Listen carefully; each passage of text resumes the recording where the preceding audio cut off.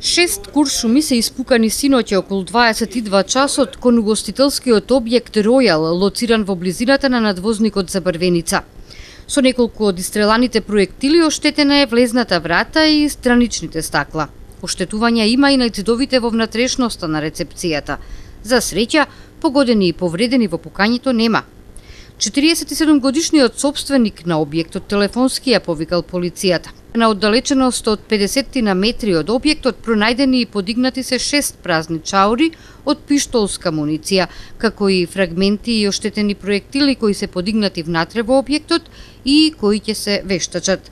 Се преземаат мерки и активности за целосно расветлување на сите поединости поврзани со случајот и за откривање на сторителите.